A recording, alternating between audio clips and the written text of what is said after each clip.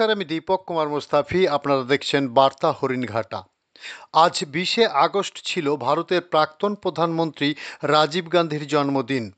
তার জন্মদিনকে স্মরণীয় করে রাখার জন্য একটি অনুষ্ঠানের আয়োজন করে কলকাতা বড়বাজারের সোনাপট্টিতে। এদিন ছিল তার 81তম জন্মদিন। অনুষ্ঠানটি অর্গানাইজ করে রাজীব গান্ধী ওয়েলফেয়ার সোসাইটি। উপস্থিত ছিলেন সোসাইটির সভাপতি, রাজ্যের নেতৃত্ব, ফিল্ম স্টার, ফিল্ম ডিরেক্টর এবং সোশ্যাল ওয়ার্কার ও কর্মীবৃন্দরা। রিপোর্ট দীপক মুস্তাফি ও গৌর ঘোষ।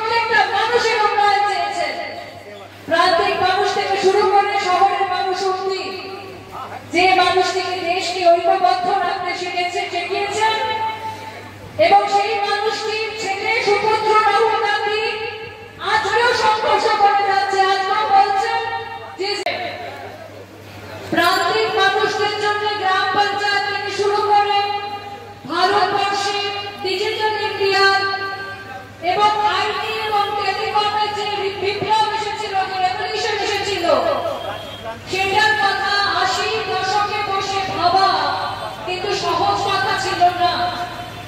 আমি নিজে একজন কম্পিউটার সায়েন্স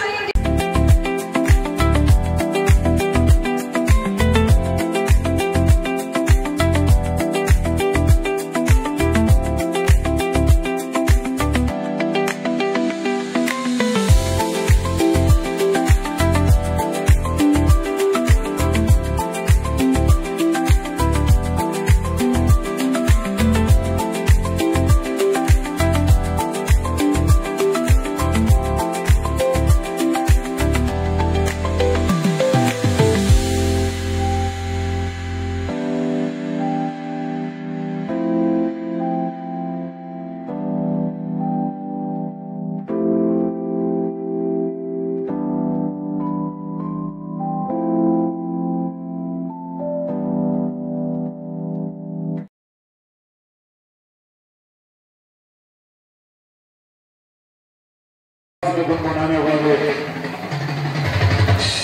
एक पेश करने जा रहे हैं।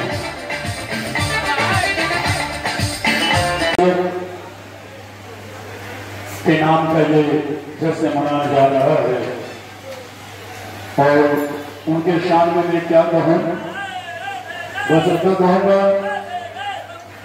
कि वतन के जवान दिल में जान रखते हैं। বক্তব্য রাখার জন্য তিনি আমাদের কালচারাল সেলের একটা বিশিষ্ট ব্যক্তিত্ব।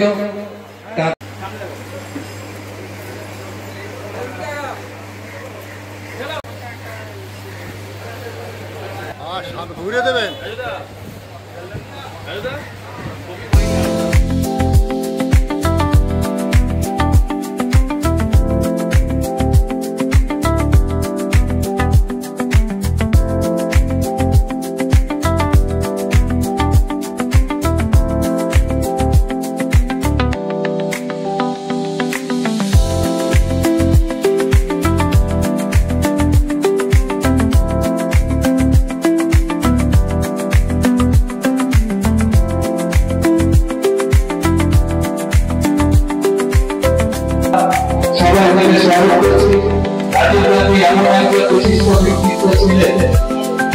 ভারতবর্ষের সর্বকনিষ্ঠ প্রধানমন্ত্রী এবং আমাদের সকলের প্রিয় ভারতীয় সংসদে তিনি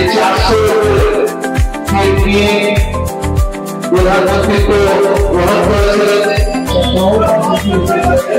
और आदि शर्मा और सारे दिग्गज जो यहाँ पर मौजूद है सभी को मेरे बहुत बहुत शुभकामनाएं। आप बोले जी नागपुर को जो राजीव शर्मा जी और giving research wonderful opportunity present on this occasion and on the presence of the master of the society. Thank you very much. शुभेच्छा